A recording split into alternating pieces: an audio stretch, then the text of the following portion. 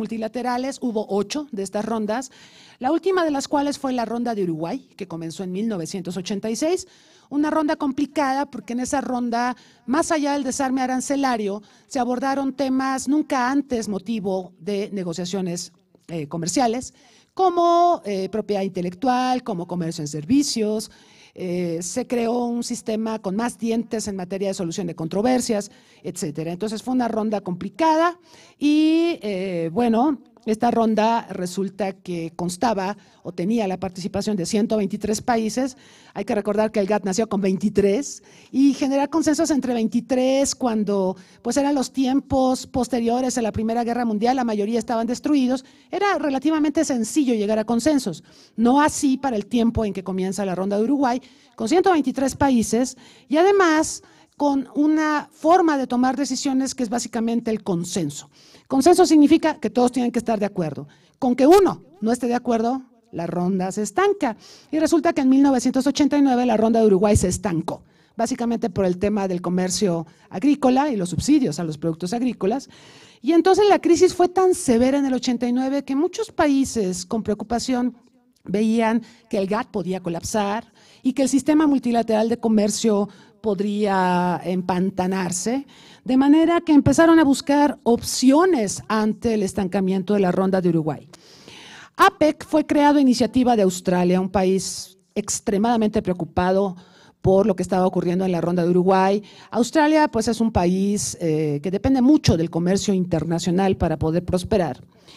Y a él también le parecía prioritario resolver el tema del acceso a los mercados de sus principales socios comerciales, en ese tiempo Japón y Estados Unidos.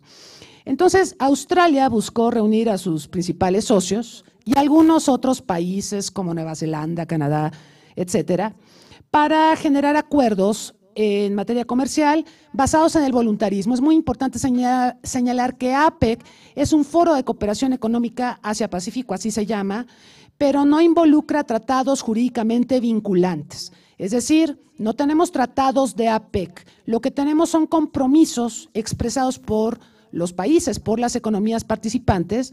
Hay metas, obviamente, los objetivos de Bogor, a los que me voy a referir más adelante, pero no pasa nada si no se cumplen.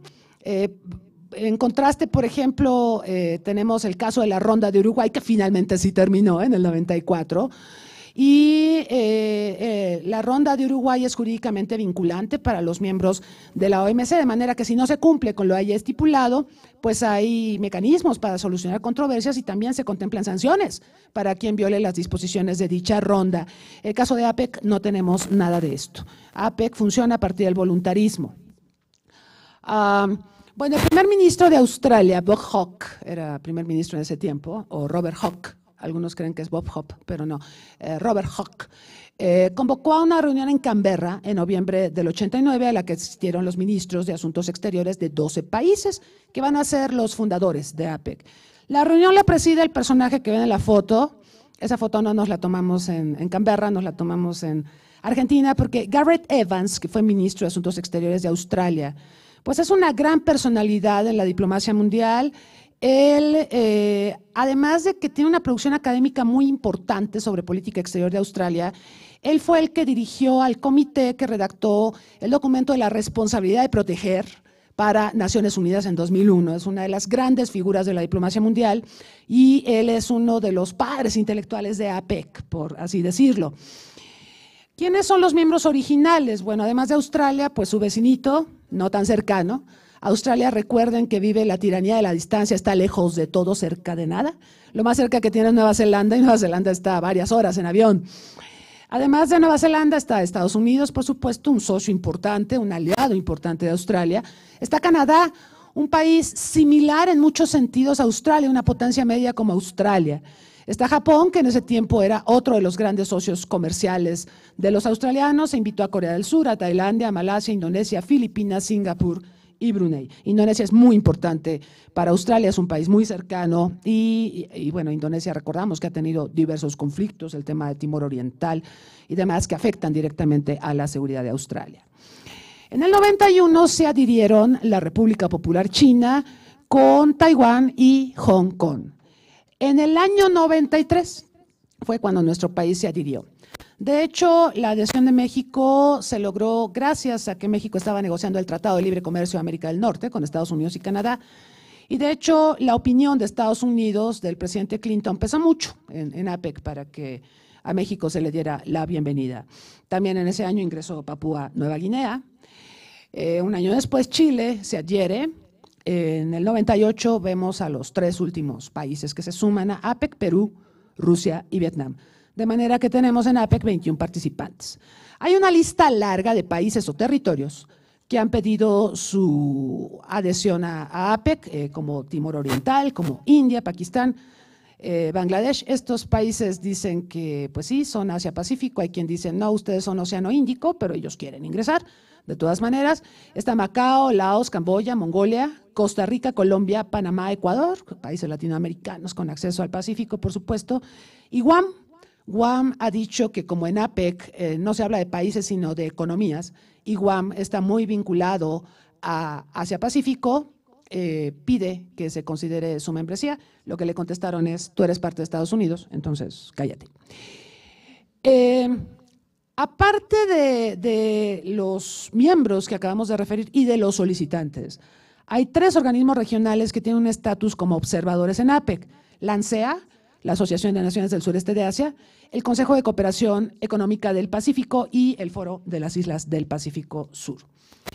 Bueno, hay que decir que, de todas maneras, APEC creció mucho más de lo que Australia hubiese querido. Por eso incluyó en la iniciativa originalmente a 12, a 12 les cursó la invitación. Canberra no quería que APEC se convirtiera en una réplica del GATT, que fuera un foro con demasiados participantes y que se tornara inmanejable. Entonces, esta sería una explicación de por qué los que están solicitando membresía no han podido concretarla. Hay una oposición a que siga creciendo APEC. Aquí tienen el mapa para tener una visualización más clara del espacio geográfico que ocupan estos países. Son países de 3 continentes, con distancias geográficas sumamente considerables. Les recuerdo que el Océano Pacífico es el océano más grande del mundo. Entonces, esto es APEC. Sobre sus características, bueno, hay otras razones que explican el surgimiento de APEC, aparte de la crisis del GATT y del estancamiento de la Ronda Uruguay que acabo de referir. Surge por la creciente interdependencia existente entre las economías de Asia-Pacífico. Esa es la realidad. No es igual la interdependencia. México realmente tiene relaciones simbólicas con muchos de los territorios que participan en APEC. También APEC fue visto por socios como Estados Unidos, Japón, Rusia y la República Popular China como una manera de generar contrapesos a la Unión Europea. En esos tiempos la Unión Europea prometía mucho. Bueno, no se llamaba Unión Europea, ese nombre lo adopta en 92, eran las comunidades europeas. En ese tiempo prometía mucho, ahora vemos que la Unión Europea tiene una terrible crisis. Bueno, en su momento fue igualmente producto APEC del temor de que Japón dominara económicamente la región de Asia-Pacífico, porque Japón en ese tiempo reinaba en Asia-Pacífico. Como sabemos, las cosas han cambiado dramáticamente y hoy el rey es China. Y esa misma preocupación existe en APEC ahora, pero respecto a China. Con 21 economías participantes, el área de APEC cuenta con una población de 2.800 millones de personas, representa el 57% del Producto Mundial Bruto, y la zona cubierta por APEC representa el 49% del comercio internacional. La mitad del comercio internacional se lleva a cabo en este espacio. Aquí están los datos para visualizarlos. Y bueno, también demográficamente es importante revisar a APEC porque pues contiene en su seno al país más poblado del planeta. Si India se sumara, bueno, sería el acabose, porque ese es el segundo más poblado del planeta, pero bueno, con China tenemos para entretenernos. China no solo es el país más poblado del planeta, también es un país con una clase media pujante que consume cada vez más. Todavía China pues tiene un porcentaje significativo de su población en zonas rurales, con bajos ingresos y fuertes desigualdades, pero pues China es uno de los motores de la economía global, lo sabemos. Y ahí pueden ver la situación demográfica de otros participantes. México se ubica en la 6ª posición por su demografía en APEC. Bueno, señalar que por la situación político-jurídica de algunos miembros, por ejemplo Taiwán, que quiere ser reconocido como Estado independiente, o Corea del Sur, que pues aparece dividida de Corea del Norte y como resultado de todo lo que pasó en la Segunda Guerra Mundial y en la Guerra de Corea. En APEC se prefiere hablar de economías miembros, no de países miembros, para no herir susceptibilidades. Los principios conforme a los cuales opera APEC son que las decisiones se deben tomar por consenso, que los miembros no son países sino economías, que se practica el regionalismo abierto, en un momento más voy a explicar de qué se trata, que existen distintos niveles de desarrollo y diversidad cultural, que hay consistencia con el GATT en su momento y ahora con la OMC, que la liberalización y la facilitación del comercio y las inversiones son prioritarias y que también se busca promover la cooperación técnica, pues precisamente por las enormes asimetrías que existen entre los participantes. Porque en APEC tenemos economías altamente industrializadas como Estados Unidos, Japón, Canadá, Australia y Nueva Zelanda. También tenemos una economía en transición, whatever that means, Rusia. Tenemos una con socialismo de mercado, whatever that means, República Popular China. Y todas las demás son en desarrollo, pero hay de países en desarrollo o economías en desarrollo a economías en desarrollo.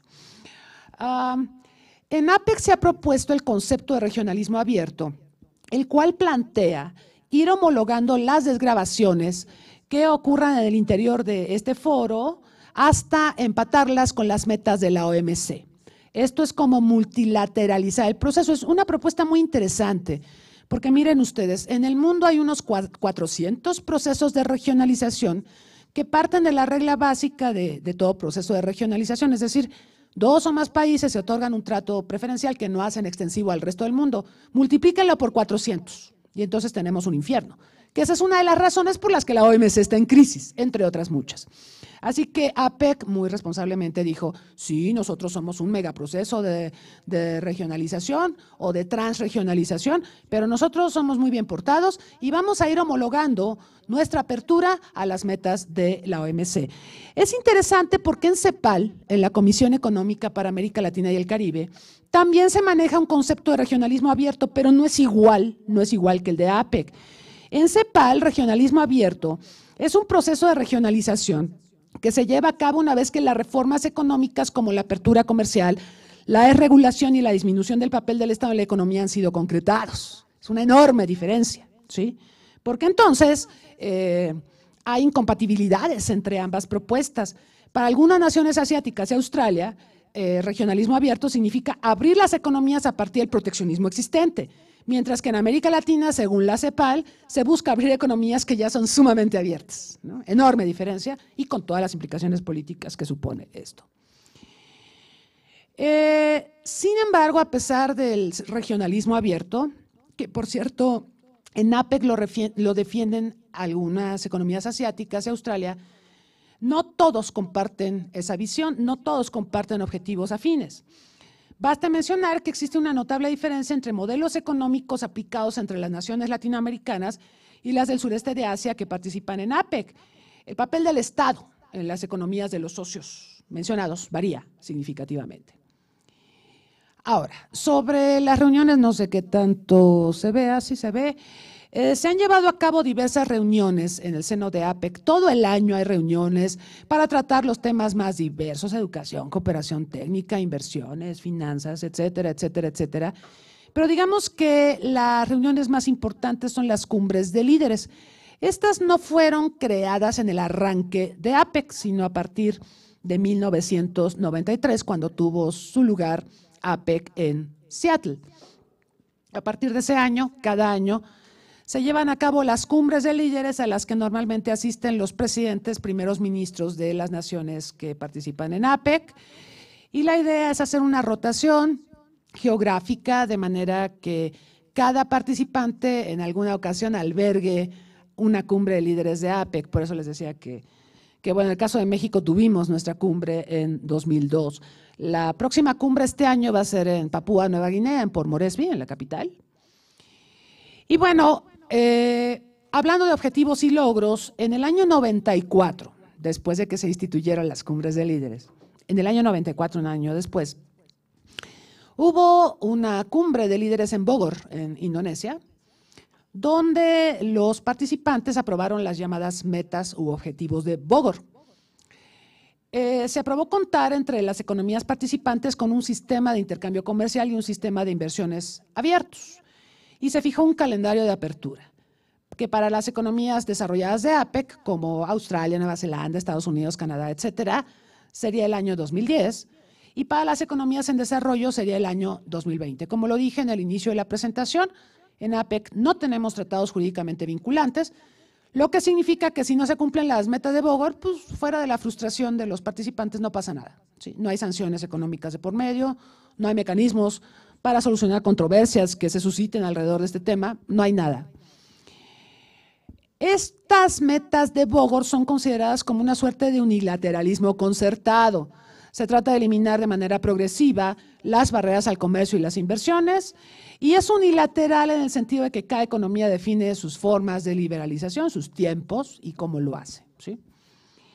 Bueno, para reducir las asimetrías evidentes entre las economías participantes se creó el ECOTEC, que es un mecanismo de cooperación técnica y económica en el que se busca dar apoyos sobre todo a las economías más asimétricas para que puedan ir cumpliendo con las metas de apertura. En la imagen ven la típica cumbre de líderes, en este caso es la que se llevó a cabo hace 2 años en Lima, Perú. Son cumbres a las que normalmente asisten presidentes o primeros ministros de las economías participantes. Ahí pues está Ildefonso Guajardo, Peña Nieto no pudo ir. Ildefonso Guajardo aparece en muchas cumbres de APEC porque por diversas razones el presidente no siempre ha podido estar presente. Y bueno, se había institucionalizado también vestirlos a todos igual, ¿no? Por ejemplo, en Indonesia les ponían cierta indumentaria, en Brunei les ponían cierta indumentaria.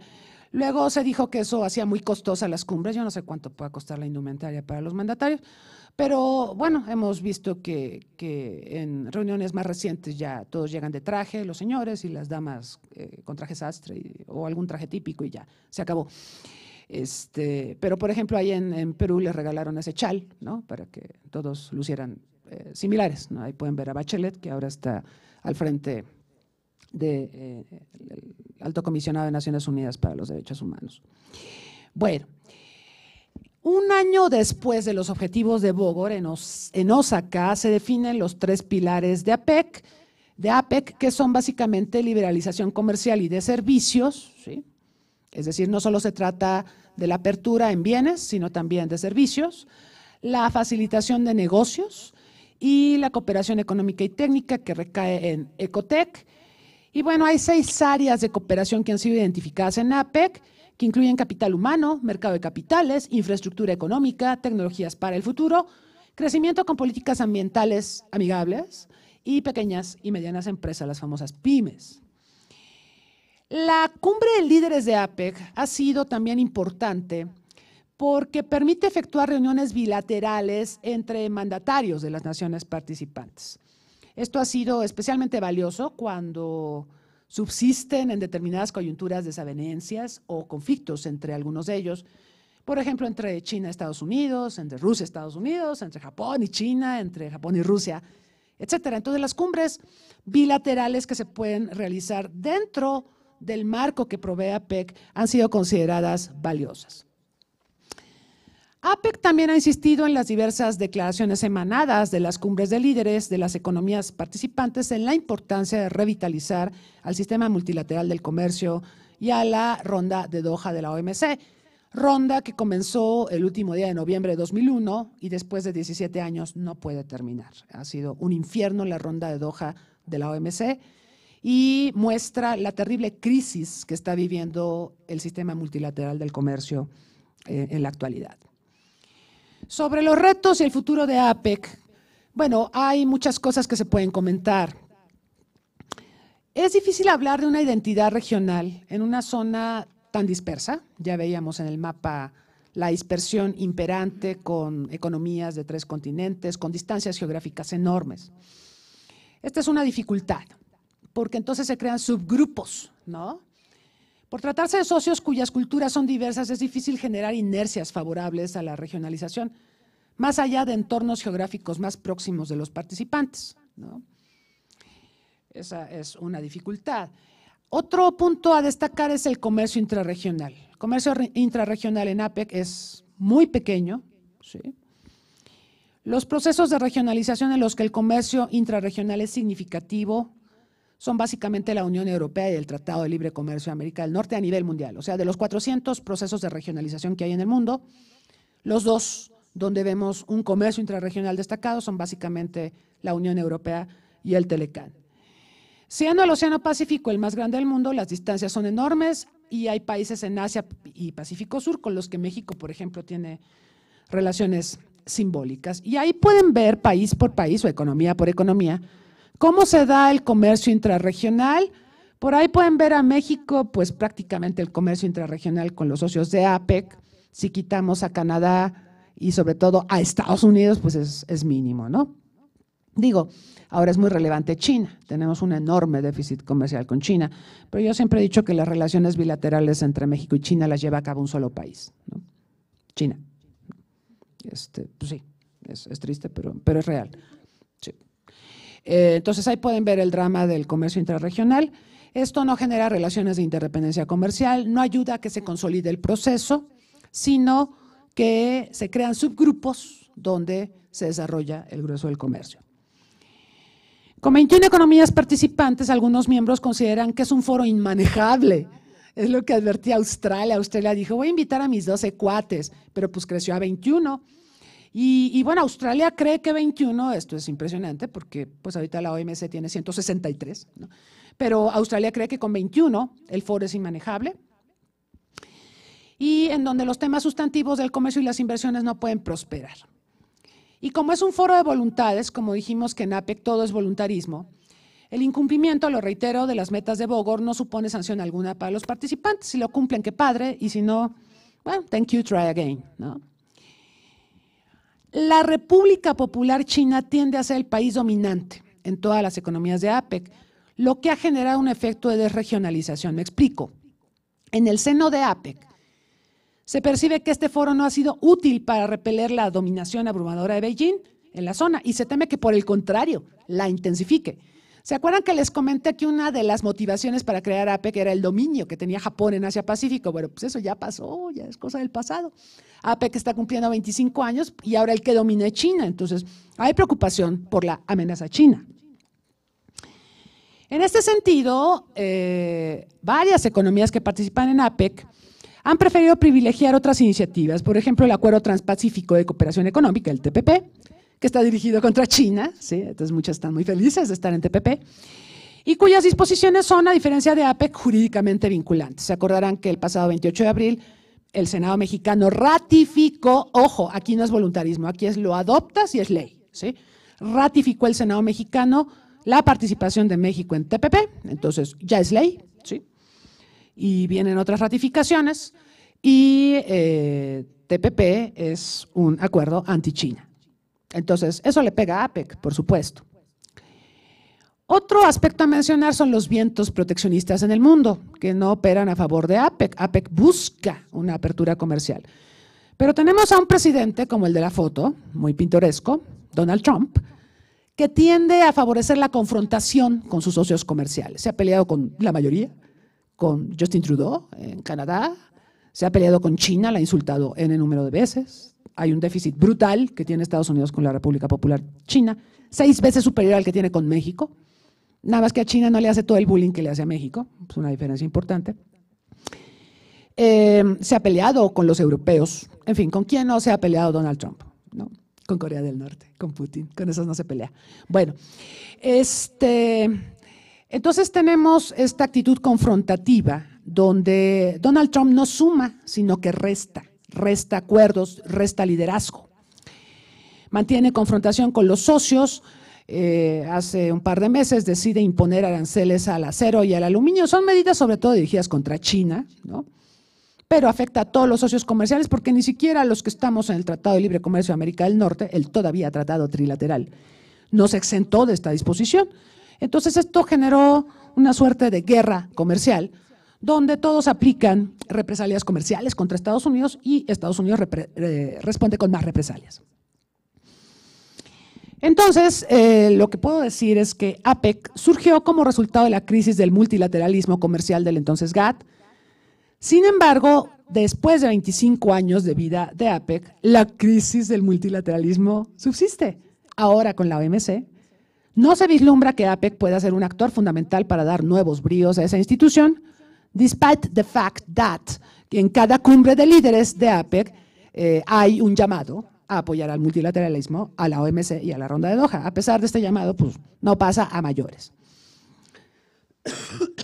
Señalo también que hay diversas iniciativas de regionalización en la región de Asia-Pacífico que compiten entre sí y algunas tienden a considerar cada vez menos atractivo a APEC. Y esto no solo pasa en el TPP. Tenemos una suerte de spaghetti bowl, voy a adelantarme, aquí hay algunos spaghettis bowl, diversas iniciativas de regionalización que se superponen, pero no todas son incluyentes, o sea, no todos los 21 socios de APEC están contenidas en todas estas iniciativas, que son un buen, ¿sí? Esto es impresionante, es pasmoso, ¿sí? Eso es todo lo que hay en Asia-Pacífico en materia de procesos de regionalización. Entonces, pues APEC, como mucho lo perciben muy estancado. Yo recuerdo alguna cumbre que tuvo lugar en Nueva Zelanda y donde el primer ministro de Nueva Zelanda dijo, es que yo no sé para qué hacemos estas cumbres, lo dijo en la cumbre. Entonces, eso a todos nos dejó sorprendidos. Entonces, se podría afirmar que a 25 años de su creación, APEC está en crisis, igual que la OMC, y a menos que logre reinventarse, y no tengo una fórmula para ello, parece condenado a la irrelevancia frente a otros procesos, algunos más acotados. Ya ven que México, por ejemplo, creó con Colombia, Perú y Chile la Alianza del Pacífico, aparte estamos en TPP. O sea, hay como que una serie de procesos de regionalización atomizados, ¿sí?, que están marchando, que ahí van, ¿sí?, mientras APEC, pues, sigue hablando de sus metas de Bogor. El 2020 pues, ya está a la vuelta de la esquina y pues no se han cumplido las metas de Bogor. Y tampoco el unilateralismo comercial de Donald Trump parece que ayude mucho, así que APEC parece que va a celebrar su aniversario con una crisis de relevancia, sobre todo. Tendrá que pensar en formas de reinventarse, tendrá que reformular también sus objetivos y su razón de ser. Entonces, estos son los elementos que yo mencionaría a propósito de APEC. Y bueno, pues no sé si tenemos preguntas y demás. Claro. Muchas gracias. Muchas gracias, Cristina. Bien, pues procedemos a tres preguntas, si alguien quisiera levantar la mano.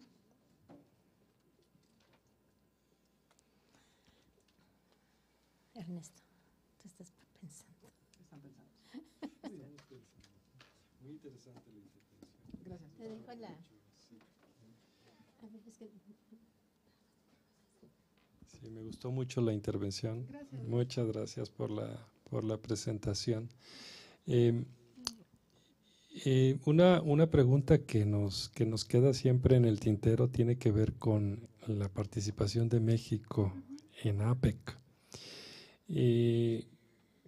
Tenemos aquí una perspectiva de que México sigue interesado por parte de la Secretaría de Economía en seguir participando, pero no sabe bien a bien cómo le va a entrar, ¿verdad? Entonces, ¿cuál sería su opinión al respecto en este contexto que usted nos acaba de exponer?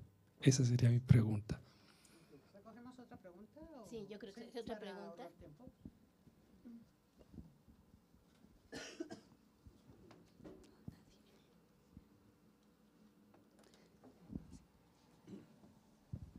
Igual felicitando a Chris, siempre con sus presentaciones muy puntuales y amenas. Y pues solamente una reflexión, ¿cuál sería tu impresión? Digo, no ha habido ningún pronunciamiento específico por parte del nuevo gobierno, pero ¿cuál sería tu reacción frente qué agendas, qué temas desde la perspectiva de APEC, que ya habíamos mencionado en el tema anterior, en la mesa anterior, que pues se está ampliando en su alcance, no solamente en los aspectos puramente comerciales, ya está transitando en otros aspectos de carácter transversal, cambio climático, género, etcétera, ¿verdad? ¿Cuál sería un poco tu reacción de qué espera la nueva administración y sobre todo con Luz María ahí ahora como subsecretaria de Comercio Exterior, ¿no? Gracias. Felicidades por la presentación, doctora Rosas. Una pregunta, en la próxima cumbre de Port Moresby, ¿qué escenario se podría presentar después de la elección de mitad de término en los Estados Unidos? En primer lugar, ¿cuál podría ser la posición de los Estados Unidos? Es decir, la cumbre de APEC no podría correr el riesgo de que ocurriera algo muy parecido a la cumbre Asia-Europa que ocurrió recientemente en Mongolia, donde los eventos fuera de esta región superaron y dejaron en gran medida irrelevante la reunión. No sé su opinión sobre esto. Ok, voy a tratar de ser breve, nunca puedo, pero lo intento. Sobre México y APEC, bueno, la realidad de las cosas es que México sí tiene muy concentrado su comercio con Estados Unidos, sobre todo en exportaciones. En importaciones se tiende un poquito a la diversificación, en inversiones también se tiende a la diversificación, pero a mí me parece que en general Asia-Pacífico y sobre todo los países de Asia y los del Pacífico son verdaderamente irrelevantes en términos comerciales para nuestro país. Perspectivas, híjole, yo creo que parte del problema de las relaciones de México con países asiáticos o con países del Pacífico Sur es la falta de continuidad en los vínculos. Yo cuando hice mi libro sobre Australia, estuve varias veces en Australia haciendo la investigación y me entrevisté con empresarios australianos que se quejaban mucho de que había pocos contactos con México. Uno de ellos, de una empresa minera, pensaba que Chile era más grande que México. Me decía, ¿verdad que Chile es mucho más grande que México? ¿Verdad que tiene más población y más territorio? Le digo, ¿por qué me está preguntando eso, señor? Si Chile tiene 16 millones y nosotros somos 100 en ese tiempo. Me dice, es que todo el tiempo vienen misiones comerciales de Chile para acá. Lo tenemos muy presente y tenemos una inversión impresionante en minería en Chile y demás. Y le digo, ¿y cuál es su impresión de México? Dice, su comentario fue, México es poco serio. La última vez que vino una misión fue acompañando al presidente Salinas de Gortari para consolidar el ingreso a APEC, ¿sí? Y después de eso no se acordaron que Australia existe. ¡Auch! Sí. Esa es la impresión que damos, que somos poco serios, que no le damos continuidad a los compromisos. Entonces, si realmente queremos apostarle a la diversificación, yo creo, han criticado mucho a Peña Nieto y demás, pero yo creo que fue un acierto ratificar TPP y fue un acierto renegociar con la Unión Europea. Tenemos ya las dos cosas listas, porque eso bien que mal nos permitió plantearle a Trump que tenemos capacidad de negociación, que podemos mirar a Asia y nos hacen caso y que podemos mirar a Europa y nos hacen caso, ¿sí? Yo creo que eso fue muy influyente para que al final Trump accediera, aunque sea bilateralmente, a tener un tratado comercial con México. Yo creo que fue la estrategia correcta, pero no termina ahí. Lo que sigue es usar esas negociaciones para acceder a los mercados, ¿sí? Nuestra flota mercante es prácticamente inexistente. Tenemos que resolver el problema porque somos uno de los 17 países bioceánicos del mundo. Es un privilegio. Hay países que harían maravillas con eso. China, que solo tiene acceso a un océano, hace maravillas con su unioceanidad. La flota mercante de China es la flota mercante del mundo, ¿no? Por eso está pactando con Panamá un tratado comercial para tener todos los privilegios que le permitan transitar prioritariamente por el canal, ¿no? Entonces, creo que podemos hacer muchas cosas, pero sí tendríamos que trabajar. La diversificación no se logra por decreto, no se logra por firmar una asociación económica con Japón o con una visita cada 20 años a Australia, no. Hay que trabajar de manera sistemática en las relaciones, mostrar que somos serios, que le damos seguimiento. Hay muchos proyectos y temas donde podemos prosperar con, por ejemplo, los países de Asia o los países del Pacífico Sur. Pero tenemos que darle más continuidad y no estar reinventando al país cada 6 años, ¿no? Yo aplaudo que hayamos tenido la ratificación de TPP y el acuerdo con la Unión Europea. Quiero ver que ahora los usamos para apoyar esa diversificación y no solo en el gobierno que viene, sino en gobiernos subsecuentes. Perspectivas de APEC en el nuevo gobierno. Sí, APEC está llegando a otros temas porque los temas originales no puede avanzar. Entonces se metió a lo de género, a lo de medio ambiente y otras cosas. Entonces se está tratando de reinventar, ¿no? O sea, se le reconoce eso, está tratando de reinventarse. En la nueva administración, pues yo no veo mucha claridad. Sí vi que se ha reunido con embajadores, López Obrador, embajador de China y otros de la región. Está bien, digo, es una manera de acercarse a ellos y decirles que pues la política exterior mirará hacia esas latitudes, pero no veo tampoco mucha claridad. Yo creo que lo prioritario es Estados Unidos. La primera reunión que tuvo Andrés Manuel López Obrador, pues fue con el Dream Team o el Nightmare Team de Estados Unidos, ¿sí? Que mandó a la de Homeland Security y a Mike Pompeo y a la plana mayor de la administración estadounidense, los mandó y fue con los primeros con los que se reunió y luego con los demás. Está bien, pero a mí me parece que para López Obrador sigue siendo demasiado prioritaria la relación con Estados Unidos y no me parece que vaya a mirar mucho hacia la región. Es una percepción personal, espero equivocarme. ¿Qué va a pasar en la próxima reunión en Papúa Nueva Guinea? Bueno, va a ser una reunión difícil. Trump pues llega confrontado comercialmente con todos sus socios, pero hay un factor que quizá podría modificar la situación. El TPP es un acuerdo que parece que va a entrar en vigor y todo parece indicar que cuando Japón ratifique, y no falta mucho según la información que nos dieron, Japón será el líder de esta iniciativa. Estados Unidos tuvo chance de ser el líder de TPP, pero Donald Trump decidió que no iba a TPP.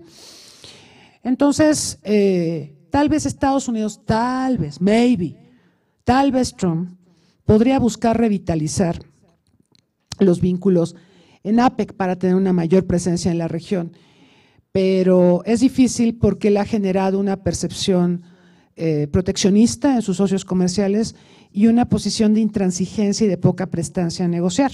Entonces, hay una oportunidad para que Estados Unidos pueda proyectar liderazgo en Asia-Pacífico y también para que pueda limar asperezas con la República Popular China. No creo que tenga mucho ánimo de eso, pero va a tener que entenderse con China por la gran interdependencia que hay entre ambos. Y tal vez el foro de Port Moresby podría ser una oportunidad para ello, pero yo soy bastante escéptica. Yo creo que Estados Unidos está en una actitud con esta administración proteccionista, denunciando prácticamente la participación en todos los foros importantes, y esto incluye hasta Naciones Unidas. Pues, Cristina, pues muchísimas gracias. Ha sido realmente un panorama muy amplio y sí, efectivamente, viendo los informes de APEC, pues sí, APEC ha cambiado de alguna manera su panorama, está metidísimo con los temas de la Agenda 2030, entonces, sí, está muy bien, pero también yo creo que algo que quizás en una próxima plática valdría la pena ponerlo en la mesa son las empresas que están participando en APEC, ¿no? Y yo creo que eso es lo que nos puede dar quizás las ventajas o desventajas de los empresarios mexicanos en estos foros, ¿no? Y porque, bueno, efectivamente a nivel de acuerdos, de negociaciones, de las firmas de tratados, pero pues esto es lo que hace, es la obligación de las cámaras y de la política como Estado, ¿verdad? Pero esto debe de satisfacer las necesidades de las grandes empresas. Y yo me pregunto quiénes son los grandes empresarios mexicanos que están comandando las empresas líderes como Bimbo, Cemex y otras, ¿verdad? Y no sé hasta qué punto pequeños y medianos empresarios también estén participando y si hay ventajas para ellos frente en el TPP, y que bueno, si hacemos una evaluación de cómo nos ha ido con los empresarios en el marco del Tratado de Libre Comercio, ¿no? Y también a los propios, ahora sí, a los trabajadores, y bueno, hay 1000 temas que podríamos meter aquí, pero yo creo que hay algo que mueve la economía y es precisamente el factor de los empresarios, la innovación, también APEC ya está con temas de la economía digital, la robótica, etcétera, ¿no? Y que bueno, sí, es normal porque se tienen que ir adecuando a los temas. Y bueno, no sé si quisieras decir alguna otra cosa, pues muchísimas gracias, Cristina, y pasamos a la mesa que va a moderar la maestra Vania de la Vega Xota. Gracias. Ay, pues mil gracias, Cristina. Está muy padre. Ay, te tengo que dar una diploma. Me acabo mi agua porque tengo mucha tos. Bueno, aquí le damos su constancia. claro. Muchísimas gracias, Ay, gracias. por haber participado en las primeras jornadas de estudio APEC. Muchas Gracias, gracias. Cristina. Muchas gracias. Para la foto. A la foto.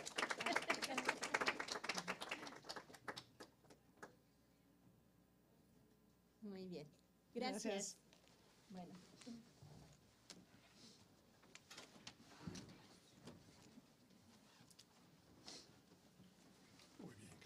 Gracias. Siempre extraordinario. Gracias. Gracias. Doctora, ¿me puede por favor firmar que he recibido la constancia, por favor? Claro. ¿Solo esta? Sí, Ok. ok. Muchas gracias. Al contrario. ¿Quién más está? Va a estar el doctor Aníbal, la doctora Angelina, que acabo de ver, y Carlos Cervantes. No, Antiguo Cuatro. ¿En qué orden? Primero va Aníbal Sotel, acá, después la doctora Ivanova, después de usted, y Ferracati.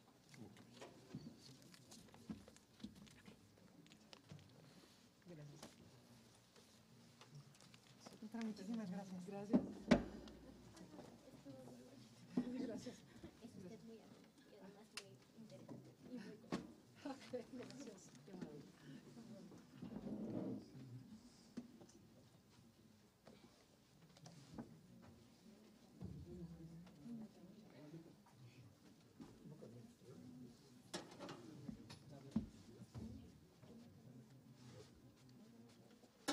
además muy interesante. Gracias. Qué maravilla.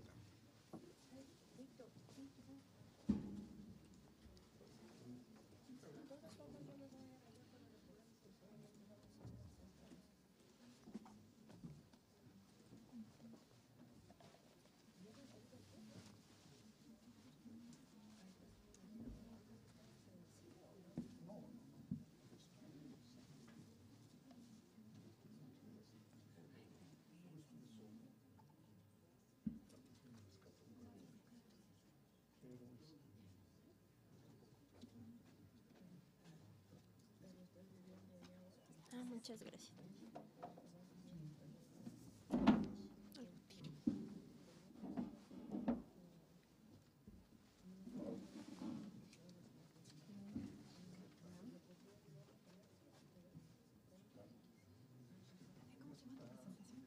La industria motriz de las economías APEC hacia el futuro.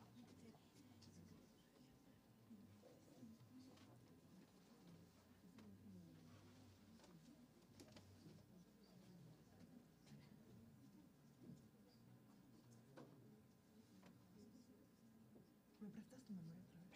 Pero yo te dije que no traía. Ah, ¿no traes? Ah. No, yo sí.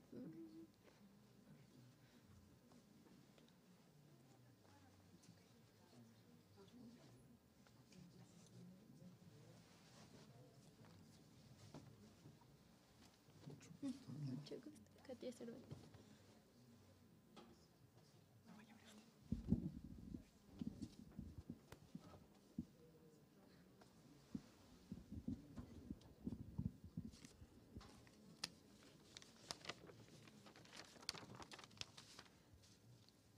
Buenos días nuevamente. Vamos a dar inicio a la segunda mesa y última de esta sesión matutina. Es un honor para mí presentarles a los ponentes de esta sesión. Es un panel muy rico porque tenemos a gente de prácticamente todo el país. Primeramente va a intervenir el doctor Aníbal Sotel, que nos va a presentar APEC como instrumento para fortalecer a las pymes de la región Asia-Pacífico de la Universidad Veracruzana. Posteriormente, la doctora Antonina Ivanova de la Universidad Autónoma de Baja California Sur, junto con Ana Cuevas, va a presentar la ponencia, la contribución de APEC a las políticas de acción climática a nivel regional. Posteriormente, el doctor Víctor Kerber, que hasta hace unas semanas estaba en la Universidad de Guadalajara, presentará qué podemos esperar de APEC. Sigue. Ok, perdón, sigue siendo miembro del CEJA. Y finalmente, la licenciada Katia Cervantes, de la Ciudad de México, egresada de Ciencias Políticas, presentará la ponencia La industria automotriz de las economías miembro de APEC en la encrucijada, revaloración de su papel en la región. Entonces, iniciamos por la ponencia del doctor Aníbal Sotel, de quien les voy a compartir la semblanza curricular. Es actualmente coordinador del Centro de Estudios China-Veracruz en la Universidad Veracruzana. Tiene un doctorado en Ciencia Animal con especialidad en Epidemiología Veterinaria por la Universidad Federal de Minas Gerais en Brasil. Es maestro en Administración de Empresas con especialidad en Finanzas por la Universidad Veracruzana y licenciado en Economía por la Universidad Nacional del Sur, en Argentina. Ha sido profesor e investigador en la Universidad Veracruzana, en la Universidad Autónoma Metropolitana Plantel Azcapotzalco y en la Universidad Nacional del Mar de Plata, en Argentina. Fue coordinador de la maestría en agronegocios en la Universidad de Mar de Plata. Es consultor de organismos internacionales del Sistema de Naciones Unidas, de instituciones financieras y organismos del Estado en diversos países de América Latina. Es director de la revista Orientando, temas de Asia Oriental, sociedad, cultura y economía. Ha realizado una amplia labor de investigación en temas relacionados con desarrollo económico, economía política, economía agrícola, comercio internacional, relaciones internacionales entre los países del sudeste asiático y América Latina, salud animal, entre otros. Doctora Sotel, adelante, muchas gracias. Bueno, gracias. A ver si se ve un poquito.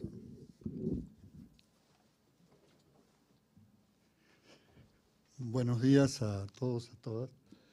Antes de comenzar a platicar sobre esta presentación, debo agradecer a los organizadores del evento y también decirles que en estas presentaciones anteriores hemos tenido la posibilidad de aprender muchas cosas. Hay una reflexión que, si bien es parte de las presentaciones anteriores, quería dejar sentado de mi parte. Primero, hay mucha insistencia en hablar, cada vez que se habla de las políticas de Estados Unidos, de la administración Trump. Y lo que nosotros pensamos es que pues parece ser que son políticas que llegaron para quedarse por bastante tiempo.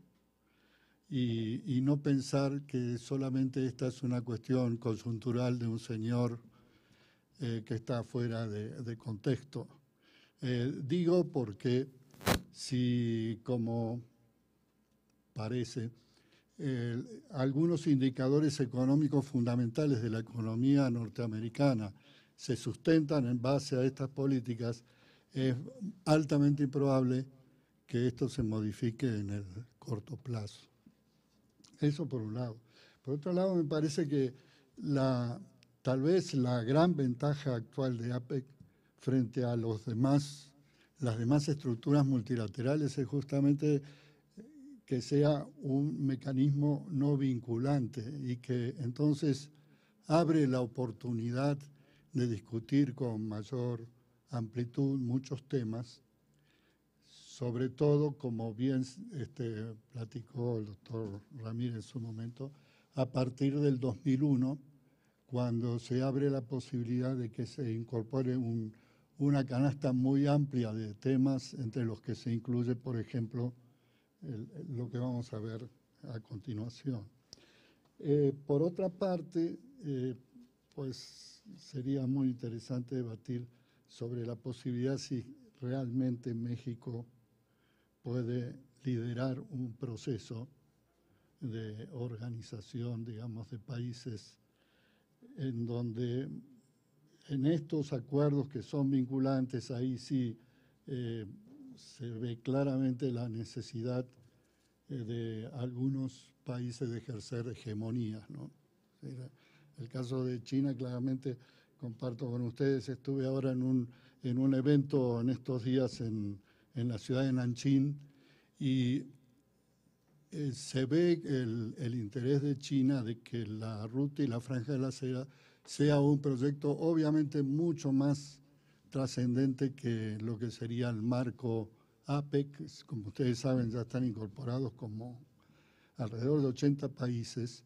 Y lo que más me sorprendió es la gran participación de países de América Latina, dispuestos a hacer acuerdos ya específicos país a país. Y además, pues dentro de esos países, y hablando de la Alianza del Pacífico, de Chile, Perú, Colombia y México, también aprecié que, por ejemplo, la presencia de México es menor respecto a Chile y Perú, por ejemplo, con quienes China tiene tratados de libre comercio. Entonces, esa presencia tan fuerte de China nos obliga a repensar permanentemente también estos diálogos. También recuerdo que en el momento en que se realiza, prácticamente días antes o después, no tengo ahora bien presente, que en el momento en que se va a reunir APEC, la reunión de presidentes, coincide en pocos días con la presencia de los presidentes, en muchos de ellos en la reunión de G20 que se va a desarrollar en Buenos Aires. Y entonces probablemente el presidente Trump sí esté en Buenos Aires, todo hace pensar, pero no es muy seguro que esté en la reunión de APEC.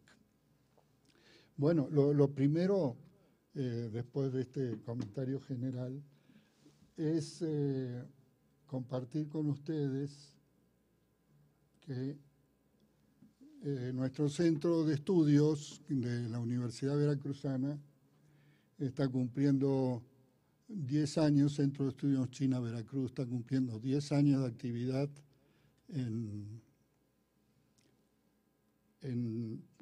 China, digamos, prácticamente, porque tenemos una representación allí. Y que lo que estamos comentando aquí, que tiene que ver con la propuesta del diálogo, perdón, ¿se está escuchando mal? La propuesta del diálogo entre los países miembros de APEC en torno al tema de pymes.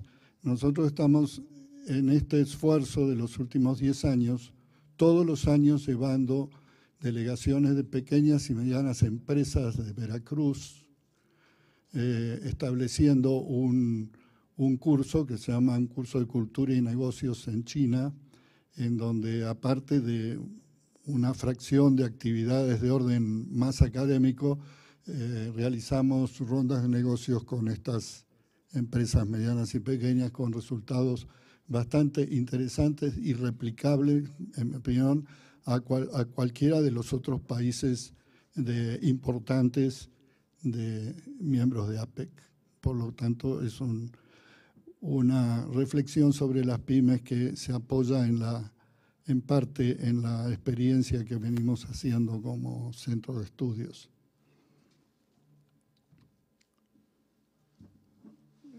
Bueno, el papel que le atribuimos nosotros a las pymes en la región Asia-Pacífica, en realidad es una cuestión muy remanida, se dice mucho sobre el papel de las pymes, pero no tiene una consecuencia práctica hasta ahora y por eso nosotros seguimos insistiendo en la necesidad de que este sea un tema puesto y que por suerte en este sentido México desde el 2002 ha tenido una participación muy activa en las reuniones de APEC con el tema de pymes. ¿Cómo hacer para acercar a este sector empresarial que, aunque representa apenas el 3 o 4 o 5, en el mejor de los casos, en algunos países, % de las exportaciones de esos países son tan significativos en cuanto a tamaño, en cuanto a generación de empleo y sobre todo, aunque aquí no lo tengo expresado en este cuadro, en cuanto a las regiones de nuestros países. Sí, cuando vamos a un estado como Veracruz, es muy difícil encontrar en la mayoría de las ciudades medianas y pequeñas alguna gran empresa. ¿Acaso a veces alguna actividad de Pemex o algunas empresas, digamos, concentradas de algún producto agroindustrial? Pero en general estamos hablando pequeñas y medianas empresas. Y la verdad es que hasta lo que nosotros hemos podido apreciar con respecto a la región Asia-Pacífico, no hay ninguna estrategia para acercar a estas empresas no solamente a la actividad de exportación, para atraer inversiones, para, pues, de alguna manera hacer algunos joint ventures en áreas del Estado que tendrían grandes oportunidades luego de exportar. Y entonces toda esta idea de la diversificación termina haciendo que el Estado de Veracruz, aún más acentuadamente que en otros lugares del país, tienen todo su destino prácticamente hacia Estados Unidos. No tenemos, en el sector agroindustrial, que es un sector muy, muy fuerte de Veracruz, no tenemos trabajos, exportaciones hacia la región asiática. Alguna actividad de rastros en Japón y alguna actividad de aguacates en China ahora, un poco, y estamos abriendo recién un camino con el tema del café, pero no hay vínculos significativos con Asia, sudeste asiático. Volviendo al tema, entonces, desde el 2002 se le asignó mayor interés en la agenda APEC, ¿no?, a estas empresas, y rescatamos que recientemente el foro APEC aprobó el Plan Estratégico para Pymes 2017-2020, que se convertirá en la hoja de ruta para abordar cuestiones de importancia en el sector.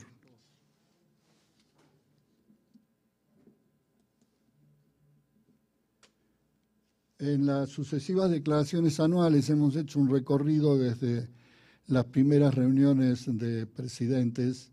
Se fueron incorporando paulatinamente entonces el tema de pymes, el tema de fomento a las pymes, la disminución de los obstáculos a las pymes que provocan barreras para su ingreso a los mercados, la promoción de un crecimiento inclusivo y sostenible a través de las pymes, la modernización de las pymes. Todos estos temas los hemos encontrado en las declaraciones presidenciales y rescatamos de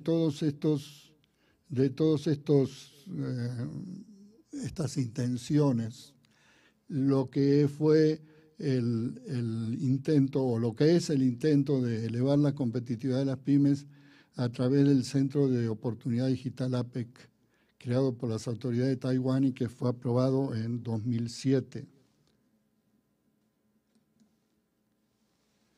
Bueno, eso es un proyecto que se orienta a distintos sectores, ¿no?, empresas, también a otros ámbitos, inclusive académicos, en donde se ofrece, digamos, la posibilidad de obtener conocimientos de computación para promover el uso de nuevas herramientas y cerrar la brecha digital entre los países miembros de la APEC. Este tema, como veremos inmediatamente, ha sido retomado por China con mucha fuerza a partir de su estrategia global que incluye la llamada ruta digital o ruta de la seda digital, en donde, por supuesto, han puesto mucho énfasis en el tema de América Latina. Justamente en el evento que les platico, el evento se llamaba Diálogo entre Civilizaciones y era un diálogo estrictamente orientado a China, América Latina. Y el tema de la ruta de la seda digital salió recurrentemente en el foro.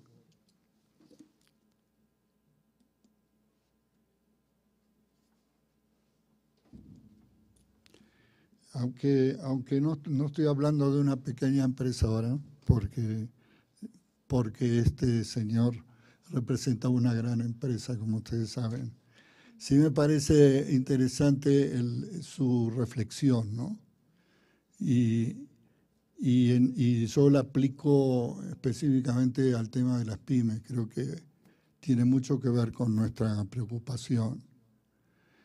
Dice, los problemas son oportunidades. América Latina se ha convertido en una extensión natural de la ruta marítima de la seda del siglo XXI, pero lo que realmente puede acotar la red de medida de distancia entre China y América Latina en el camino de una cooperación más sostenible no está en el tema, en la tierra o en el aire, perdón que estoy leyendo con alguna dificultad aquí. En lugar de las conexiones físicas está la construcción de la ruta de la seda digital. Y nosotros agregamos entonces que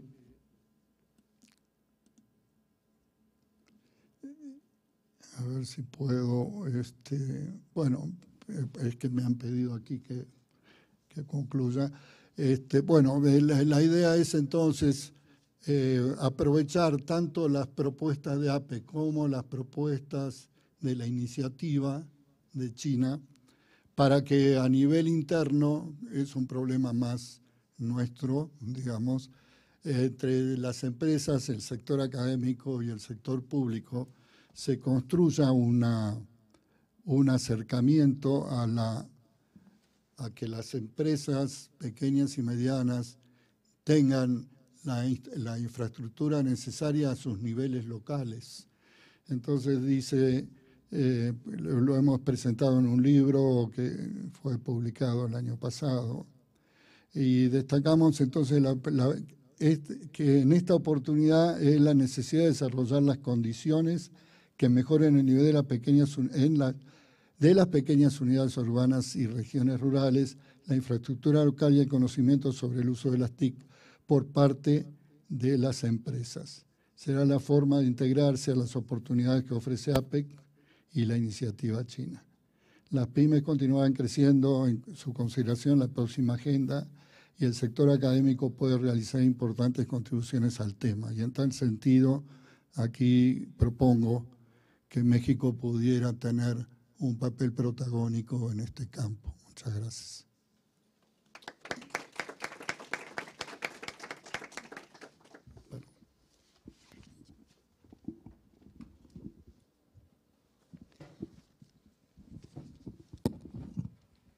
Muchas gracias, doctor. Hay muchas consideraciones que hacer. El rol de las pymes en las economías, APEC podría ser una de ellas. Pensaba en las Born Global, ¿no? En el cambio que ha tenido la manera en la que se piensan las pymes. Anteriormente se consideraba que una empresa alcanzaba la madurez cuando podía empezar a exportar, y ahora hay muchas que están pensadas para empezar a exportar desde la creación de las mismas.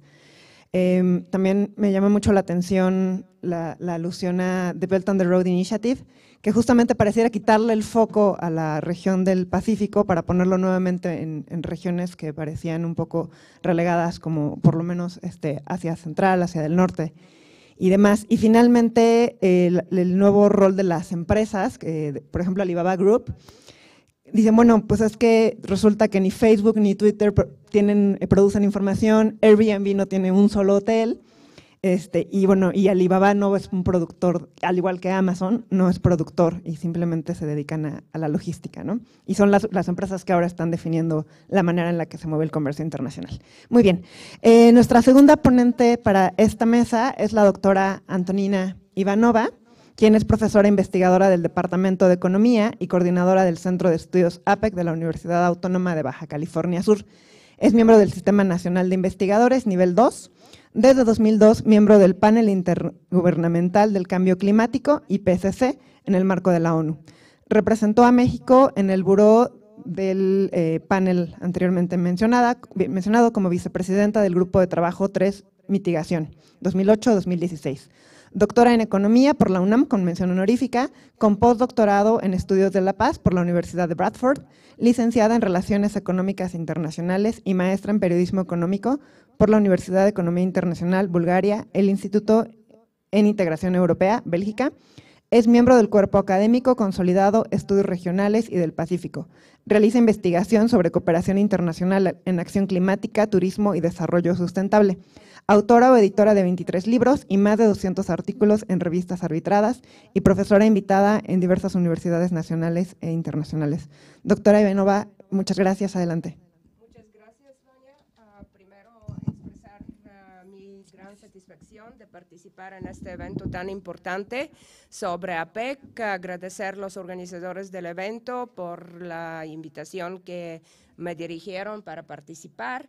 Y también mencionar que mi ponencia es una ponencia conjunta con la doctora Ana Berta Cuevas de la Universidad de Guadalajara, del Centro de Estudios de APEC de la Universidad de Guadalajara.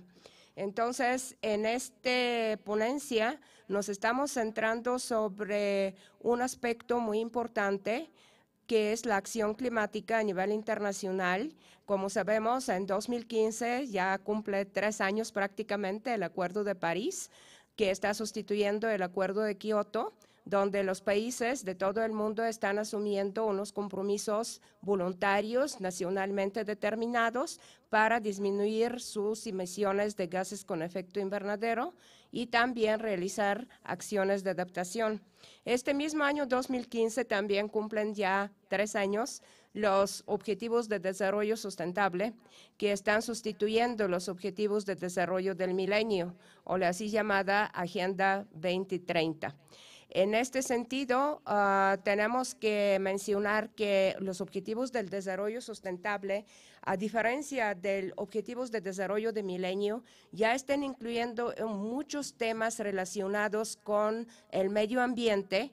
El Objetivo 13 está explícitamente orientado a acción climática a nivel internacional y de los 17 objetivos, 10 tienen relación directa o indirecta con el cambio climático, como cambio de patrones de consumo, como las energías renovables, preservación de vida terrestre, de vida marina, etcétera, ¿no? Vamos a comenzar con nuestra presentación.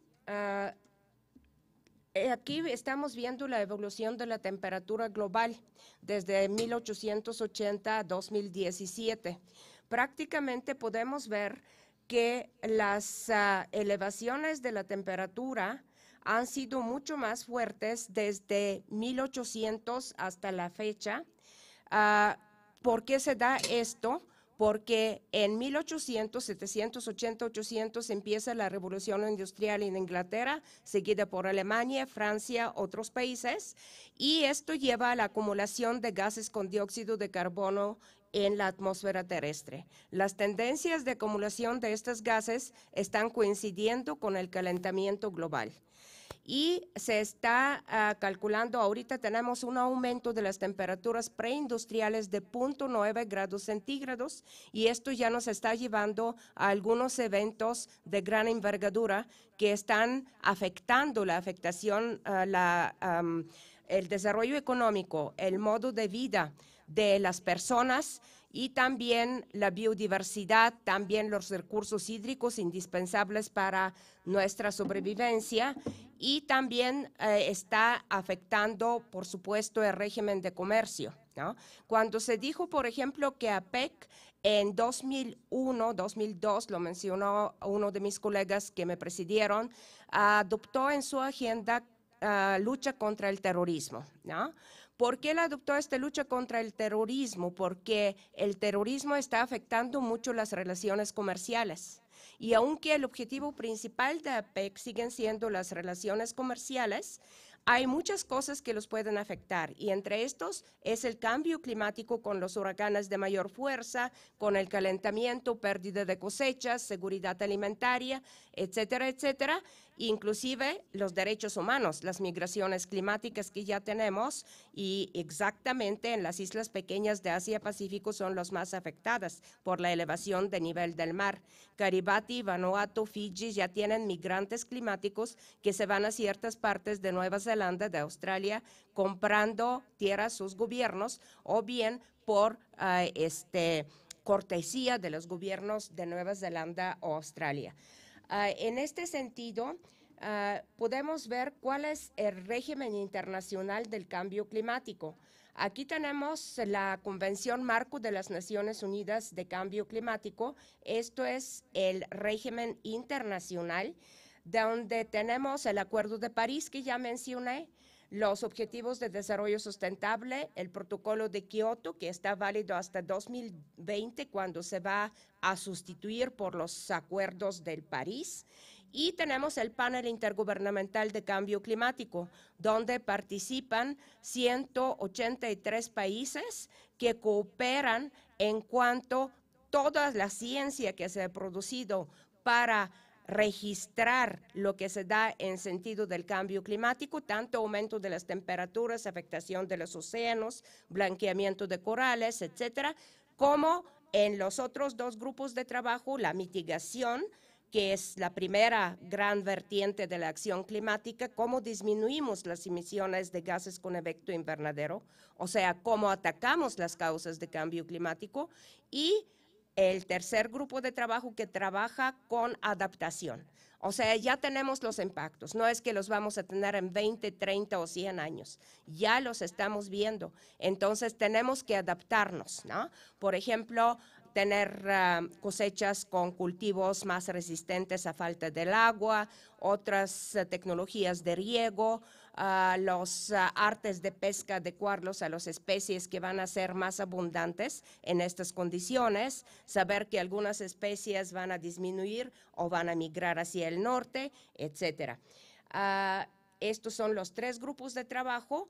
Quinto informe ya salió hace un año. El próximo año empieza a generarse el sexto informe del Panel Intergubernamental del Cambio Climático. Todos estos informes son políticamente relevantes, pero no políticamente prescriptivos, porque se está respetando la soberanía y el derecho de los gobiernos de tomar sus propias decisiones. Sin embargo, se le da una información muy amplia de lo que se ha generado como ciencia, como tecnología, como innovaciones en este sentido, y qué es lo de esperarse en los escenarios y qué es lo más adecuado de emprender en cierto nivel de acceso a recursos financieros. Una cosa muy importante es los fondos verdes climáticos, que tienen que ser 100,000 millones de dólares en el año 2020. Cada país está rindiendo un informe gubernamental del país, el Convenio Marco de las Naciones Unidas del Cambio Climático. A propósito, el sexto informe de México ya se va a lanzar la próxima semana. Aquí en la Ciudad de México ya está listo. México va a ser uno de los primeros países por depositar este informe. ¿Y por qué es importante esto? Porque los países que ya tienen sus planes bien especificados en este sentido tienen mayor acceso a los fondos verdes climáticos, tanto a nivel nacional como subnacional. Y en este sentido, México, China y la India son los tres países que más provecho han sacado hasta ahora por los fondos verdes climáticos, precisamente por un lado por ser vulnerables, por supuesto, pero por otro lado por ser al tanto con sus reportes que se exigen. Sin embargo, no podemos dejar todo eso a nivel internacional. Dijimos que a nivel nacional cada país toma sus medidas, ¿no? Los acuerdos en Acuerdo de París son basados en las evaluaciones de cada país, cómo puede contribuir o dónde está más vulnerable, qué medidas de adaptación tiene que tomar para poder luego estructurar sus políticas también de acuerdo con las posibilidades de financiamiento por los fondos internacionales. Un nivel muy importante es el nivel subnacional y aquí entra APEC, ¿no? Se dice que es muy difícil coordinarnos todos a nivel internacional, todos los países. Por eso se fomenta mucho y se recomienda mucho que exista coordinación a nivel regional, ¿no? A nivel regional, y APEC es una de estas agrupaciones. Un ejemplo de coordinación a nivel regional muy exitosa, donde es el único lugar donde han funcionado mucho los bonos de carbono, es la Unión Europea. Otro ejemplo que, aunque con todos los problemas ahorita con el presidente Trump, etcétera, es la Comisión de Acción Ambiental de América del Norte. Ahí hay mucho trabajo que se ha hecho a nivel subnacional prácticamente, que está relacionado con acción climática. Estados Unidos ahora, Trump se salió del Acuerdo de París, pero los estados como California, como Oregon, como los estados de la costa este, siguen con sus políticas porque ahí la descentralización y la posibilidad de los estados tomar sus propias políticas y establecerlos y llevarlos a práctica es muy fuerte en Estados Unidos. Esto es la evolución de los gases con efecto invernadero de 1994 hasta 2014. Vemos que los gases aumentan aún más y esto es por la entrada a nivel mundial desde más o menos los 70s, 80s de los países emergentes, ¿no? Uno de los principales países en este sentido es China precisamente, y China es uno de los países que basó principalmente sus etapas de desarrollo en carbón negro. Carbón negro, el hollín, es la energía más emisora de gases con efecto invernadero. ¿Qué pasa con China? Hasta 2010, cuando era la cumbre de Cancún, China estaba liderando un grupo de países emergentes que estaban reclamando las responsabilidades históricas de los países en vías de desarrollo. O sea, ustedes se desarrollaron desde 1800, llegaron a unos niveles de vida muy importantes para sus poblaciones, entonces no nos pueden decir que no emitamos ahora nos toca a nosotros, ¿no? Ahora nos toca a nosotros hasta que lleguemos a niveles que alcanzaron ustedes. Sin embargo, estamos sobre un globo terrestre que es redondo, que tiene una atmósfera, y esta atmósfera le queda completamente igual si emiten 3 norteamericanos o 10 chinos o 3 ingleses, ¿no? Entonces, estas políticas China los revertió después de después de que salió el 4º informe del IPCC, el informe que se ganó el Premio Nobel de la Paz, y donde resultó que China está entre los países más vulnerables a nivel mundial. O sea, China depende de cosechas de arroz. En este caso, cuando se derriten los hielos de los Himalayas, se llega a unas inundaciones, pero luego ya no va a haber agua que alimente el río Yangtze, que alimenta los principales campos de arroz. Y China ve esto y también algunas otras cuestiones como la desertificación, como las afectaciones del mar, y empieza a decir, no, sí le vamos a entrar, claro que sí, reviente todas las políticas. Sí siguen sus responsabilidades históricas, pero ustedes, ¿qué es lo que van a hacer? Nos van a pagar para que nosotros realizamos las políticas de mitigación y de adaptación sin revertir fondos de algunas acciones apremiantes que tenemos, como la educación, como el combate de la pobreza, etcétera, etcétera. Y en este sentido, China ahora es en primer lugar por producción de paneles solares y implementación de energía solar, aunque sigue, por supuesto, usando la otra energía, no es una conversión de hoy a mañana, pero sí. Y ahorita saliendo Estados Unidos del Acuerdo de París, el presidente Xi Jinping muy agresivamente está tratando de asumir el liderazgo en las cuestiones climáticas, también de acción climática. Por supuesto, China también es un país que lidera la región y muchos de los países de APEC son muy metidos en estas políticas, ¿no?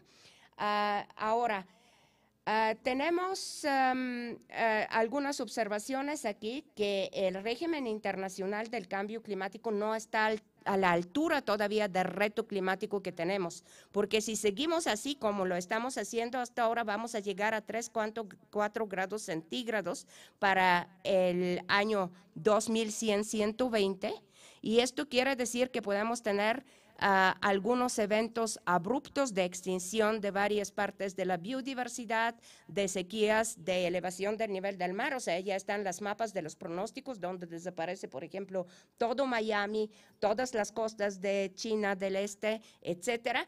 Y en las costas de los mares están concentradas las mayores actividades económicas de la mayoría de los países. Imagínense Estados Unidos, costa este, costa oeste, China, etcétera. ¿Qué quiere decir esto? Que todavía no estamos tomando las medidas necesarias, por eso tenemos que acentuar en varios aspectos, ¿no? Esto es el estilo de vida, el sistema económico, ¿no? Como APEC, por ejemplo, está ahorita promoviendo mucho el desarrollo incluyente, sustentable, verde y bajo en carbono, ¿no? Y esto es una política que se está retomando por todos sus miembros. Ante todo, vamos a ver ahorita un poco de énfasis sobre los miembros de América Latina. Poner este freno al cambio climático, por supuesto, tiene costo económico, ¿no? Pero como dijimos, para los países en desarrollo, este reto se puede afrontar por los fondos verdes climáticos, no solo a nivel internacional, a nivel regional.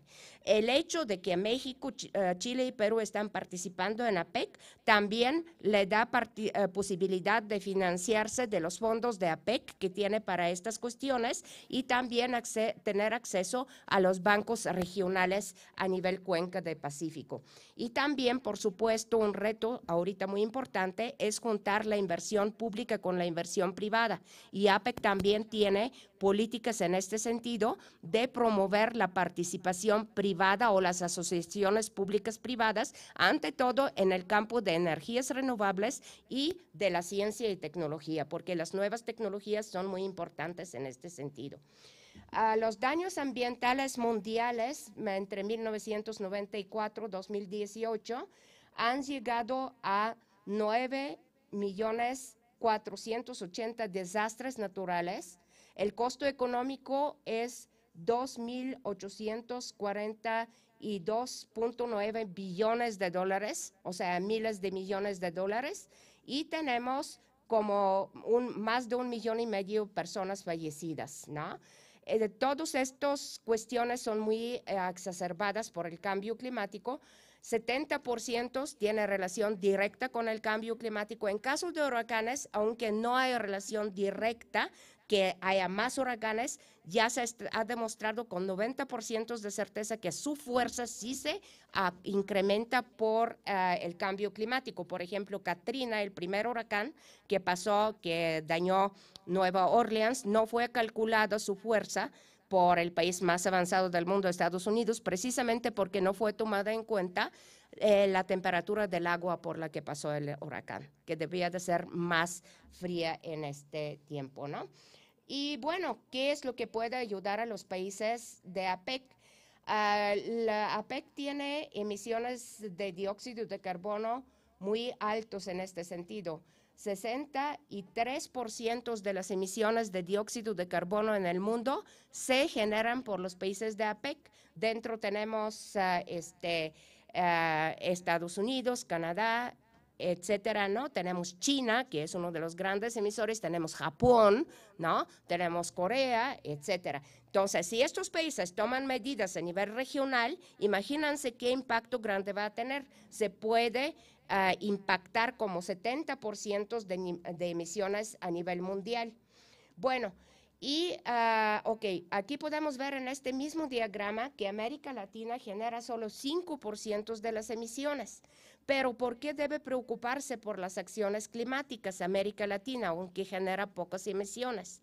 México, por ejemplo, está en el lugar 11, 12, varía en los años por generación de emisiones a nivel mundial. ¿Cómo las medidas de cooperación de APEC pueden ayudar de manera directa e indirecta a los países de América Latina? Aquí tenemos también los desastres naturales por región y vemos, por ejemplo, que en América los desastres naturales son en segundo lugar prácticamente después de los desastres naturales que son en Asia, ¿no?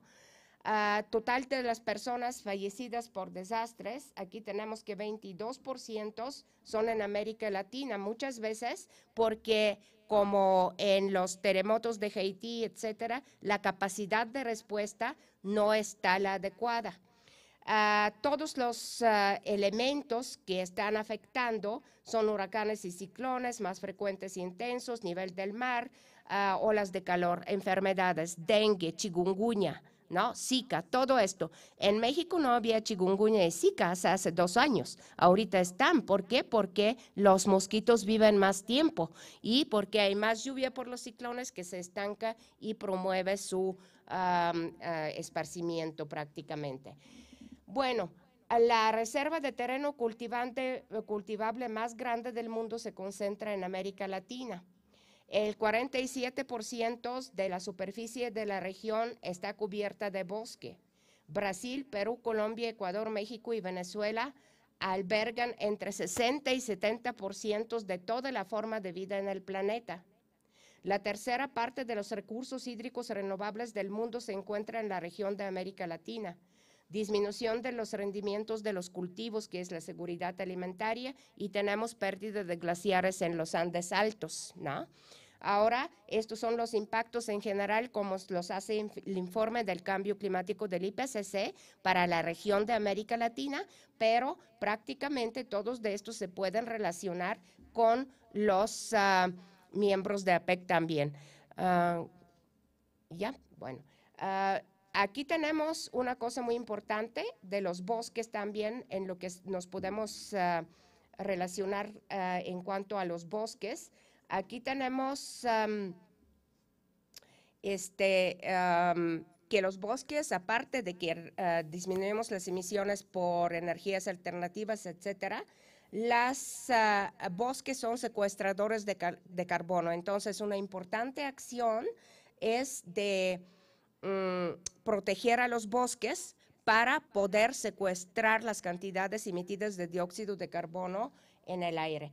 Y bueno, aquí vamos a resumir las acciones de la APEC frente al cambio climático que están válidos para sus miembros a nivel regional y muy importantemente para América Latina. Tenemos la Declaración de Visión Ambiental desde 94, la Iniciativa de Seguridad Energética, que es tener acceso a las poblaciones vulnerables a la energía, pero basándonos también en energías renovables, ante todo para las poblaciones que no tienen acceso a la red eléctrica convencional, y promover el uso de los renovables. Tenemos también la Declaración del Cambio Climático, Seguridad Energética y Desarrollo Limpio, mejor conocida como la Declaración del Sydney, que precisamente se toma en 2007, la sustentabilidad de medio ambiente marino. Ya sabemos que todos los países de la cuenca pues están relacionados con el mar, entonces esto es muy importante, la acidificación del medio marino, las ciudades sustentables. Ya para el año 2100 vamos a tener más de 80% de las personas viviendo en las ciudades, y la conservación de los bosques, como ya me referí. Con eso ya voy a terminar, solamente para decir que APEC está bien, dijo que no ha avanzado mucho en cuanto a la declaración de Pogor, sus cuestiones comerciales, pero como podemos ver está haciendo mucho para el bienestar de su población y de la población, y como creando un ambiente facilitador para promover el desarrollo económico y los flujos comerciales, aunque no los impacta directamente. Todas las cuestiones de medio ambiente, de educación, de energías, de igualdad de género, de la juventud, creación de empleos, los pymes, lo que habló el doctor, son cuestiones de ambiente facilitador. Entonces, tal vez APEC está bueno utilizarlo desde este punto de vista y tratar de aprovechar sus beneficios en vez de como propiamente un acuerdo comercial. Muchas gracias.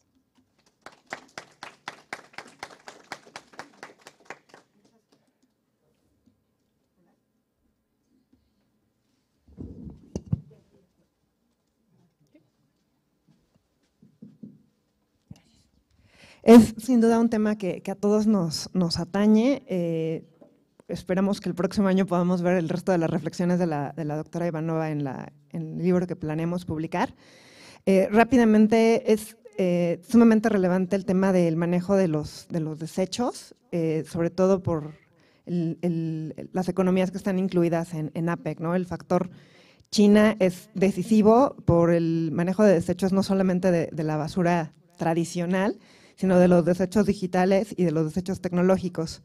Recordaba el año pasado que se reunió, que hubo el Congreso del Partido Comunista en octubre de 2017, que anunciaron su proyecto Made in China 2025, donde justamente dan este paso que decían, ¿no? O sea, necesitaban un tiempo para industrializarse, ya lo hicieron y ahora le van a apostar al Internet de las cosas y a la alta tecnología en procesos de manufactura.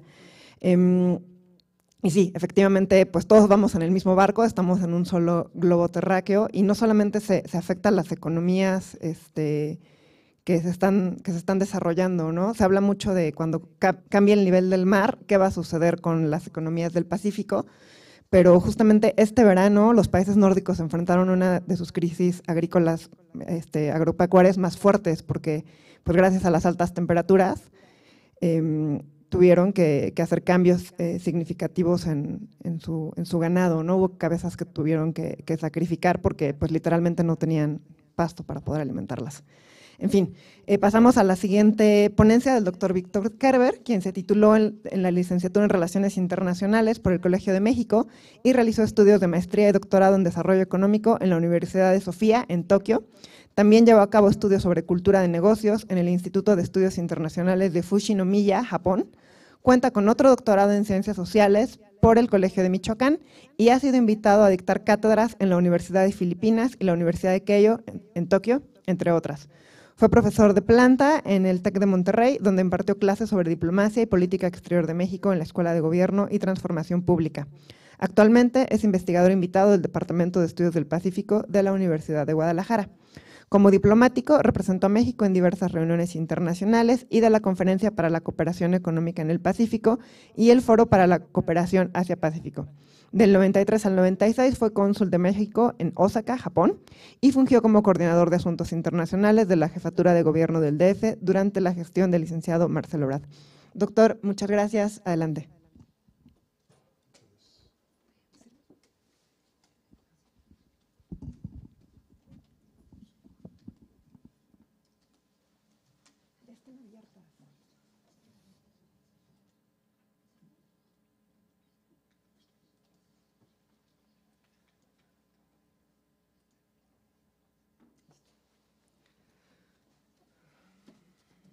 Muchas gracias. Yo, al igual que mis predecesores, agradezco mucho a los organizadores de esta jornada, al Programa Universitario de Asia y África. Quiero decir que me emociona mucho estar en la UNAM, porque este es un espacio no solo con un contenido histórico muy importante, sino también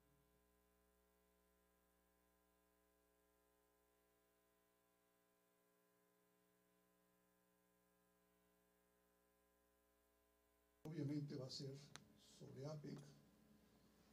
Yo sí que tengo una postura un tanto crítica sobre lo que ha sido el Foro para la Cooperación Asia-Pacífico. Escuchamos a la doctora Cristina Rosas decir, con esa erudición y esa claridad que la caracteriza, que parece APEC condenada, decía ella, a una irrelevancia en el futuro. Yo personalmente creo que desde su nacimiento el foro APEC adolecía ya de una serie de situaciones, de problemas que con el tiempo se han intensificado, se han presentado y la han vuelto inoperante en muchos sentidos, lo cual no quiere decir que no pueda reconfigurarse en el futuro próximo. Entonces, mi presentación va a ser por el lado de criticar un poco lo que ha sido APEC hasta ahora.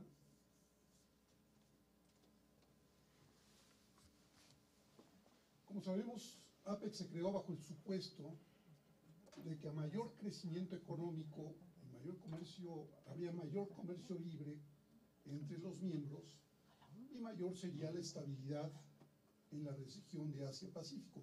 Esta era la premisa básica que dio origen a APEC a finales de los años 80.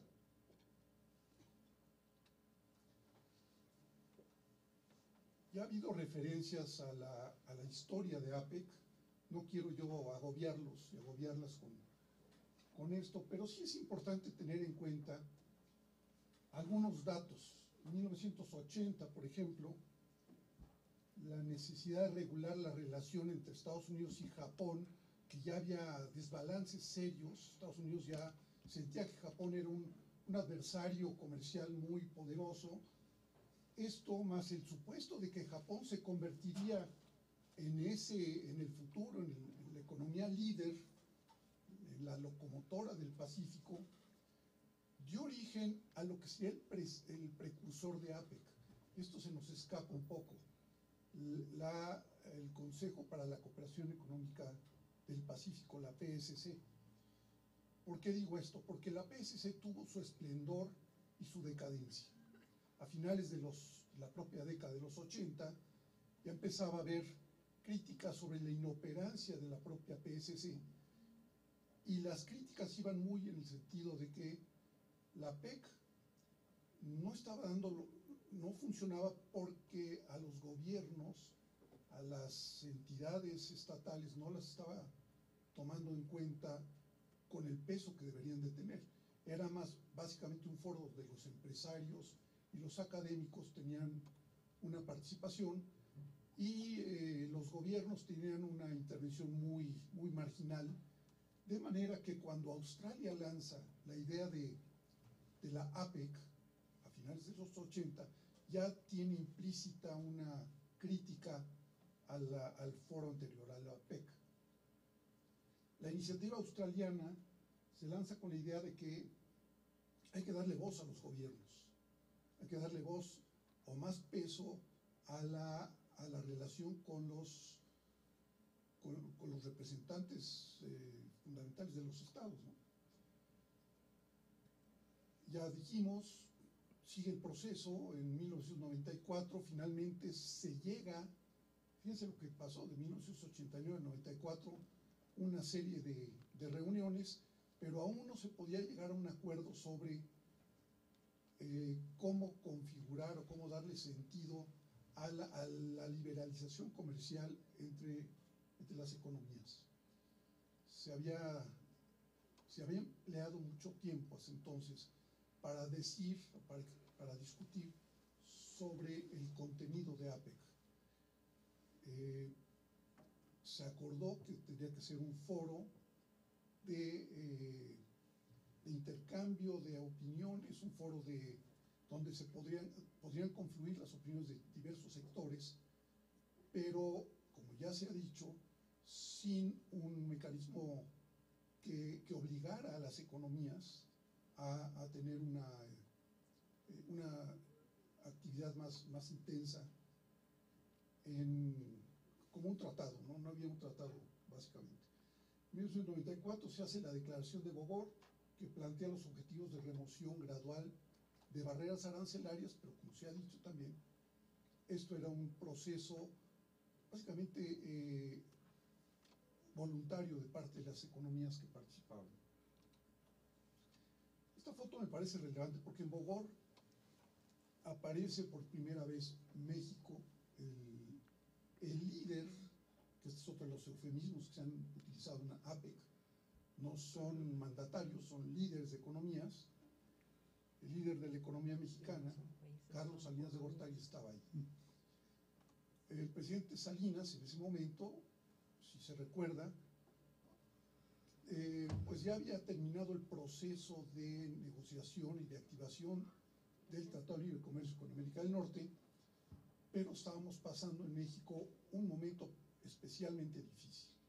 1994 es el año en el cual grupos marginados de los procesos económicos, como podían ser los indígenas de Chiapas y algunos otros, se habían manifestado, y también fue el año en el que mataron al candidato del Partido Revolución Institucional, Luis Donaldo Colosio. Entonces llega Carlos Salinas ya al final de su mandato un poco debilitado, pero ahí estaba.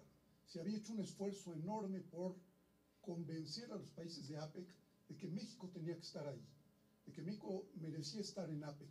¿Por qué? Porque México tenía costas con el Pacífico. Y créanme que había una oposición muy fuerte por parte de algunos otros países. Por ejemplo, el presidente de Malasia, Mahathir Mohamad, era de los más feroces opositores a que México y las economías de América Latina se incorporaran al APEC. Pues decía, con mucha razón tal vez, que era un foro de Asia-Pacífico, no un foro que tuviera que incluir a economías del otro lado del Pacífico. En fin, se logra que México se inserte en APEC y esto detona una serie de cambios al interior de del propio foro, porque por primera vez había un país no estrictamente del área asiática, pero por la voluntad y la fuerza que tenía Estados Unidos en ese momento, el presidente Bill Clinton, se decide que bueno, México iba a ser aceptado. Y luego después de México pues venían Chile, Perú, todos alzando la mano y buscando que se les incorporara también a este foro. Creció, así fue como creció APEC y la cosa se complicó más. En 1997 se da esta crisis en toda la esfera asiática, conocida como el efecto dragón. Curioso, nosotros ya habíamos superado para ese momento la crisis en México, el efecto tequila, que había sido terrible 2 años atrás, con el gobierno del presidente Zedillo. Ya había un mejor desempeño de la economía mexicana. Y lo curioso del caso es que en esta reunión, la de 1997, la cumbre de líderes de Vancouver, México, o sea, el presidente Zedillo se convierte en la primadona del escenario, ¿no? Él es el que dicta cátedra de lo que se debe de hacer para superar la crisis. O sea, México enseñándole a los países asiáticos que estaban en crisis cómo superar una crisis. Créanme que no les cayó nada bien la manera como se expresó después el primer ministro Hashimoto, el japonés, sobre la actitud de Zedillo. No fue nada halagüeña, decía que había sido un poco arrogante, muy extraño en un japonés que se exprese en esos términos. Pero bueno, también es importante para nuestra referencia saber que en un momento dado, bueno, México tenía ya una voz cantante en el seno de la APEC. En el 2002 nos toca a nosotros, en México, organizar la cumbre en Los Cabos, Baja California. Era una cuestión muy especial, porque recuerden que un año antes, unos meses antes, había sido el ataque a las Torres Gemelas en Nueva York y todo el ambiente de seguridad internacional estaba en vilo. La exigencia obvia de los Estados Unidos era, por un lado, que la reunión de APEC tenía que ser un lugar absolutamente seguro para que el presidente Bush estuviera presente, y por otro lado, empieza a tener APEC ya un perfil más político. Creo que el doctor Juan José Ramírez tocó el tema. Ya no era cooperación económica, sino también cooperación política y combate al terrorismo de manera conjunta. Entonces se conviene que va a ser en Los Cabos. Originalmente había sido previsto que la reunión en México se llevara a cabo en Puerto Vallarta. De hecho, ya los vallartenses tenían todo preparado para recibir a los mandatarios.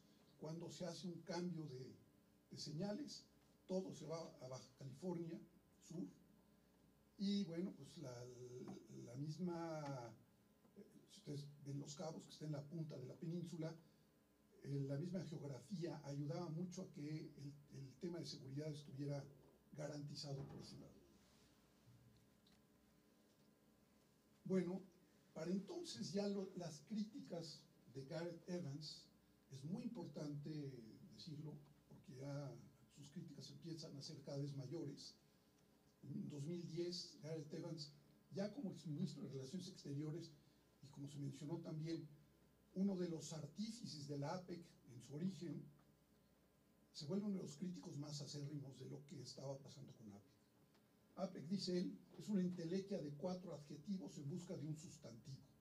Ya no es más un foro asiático, la cooperación económica ya no es el tema central, parece que son otras cosas, y Gareth Evans, el ideólogo del APEC, es uno de los que se siente más decepcionado de lo que está haciendo APEC para entonces. Entonces mi pregunta es, en este momento, 2018, cuando viene otra cumbre de APEC en Nueva Guinea, ¿sirve de algo este foro para la cooperación económica de Asia-Pacífico? La primera crítica severa viene del interior de APEC. La TPP, y esta es otra cosa que debemos ver, así como la APEC fue un desprendimiento de la PEC y una crítica hacia el Consejo anterior de inoperancia, el TPP, el Acuerdo de Asociación Transpacífica, es en sí una crítica a la propia APEC. Entonces, el TPP, compuesto en su origen, reúne a 4 economías que hasta entonces habían mantenido muy a distancia con respecto a los quehaceres de APEC. Brunei, Chile, Nueva Zelanda y Singapur se reúnen y dicen, vamos a darle para adelante, pero ya con mecanismos y acuerdos mucho más formales, ¿no? Esto de que los miembros son economías y no países, esto de que los mandatarios son líderes, son eufemismos que no nos están ayudando a salir adelante. Tenemos que buscar algún mecanismo que dé más compromiso a las naciones que estén involucradas para sacar adelante un acuerdo comercial, una liberalización regional. Bueno, aquí están un poco las críticas a las que me refiero. Se decía que no había incentivos para asumir las iniciativas de APEC y que el compromiso político era insuficiente para promover los programas de liberalización. Entonces empieza a haber dos posiciones.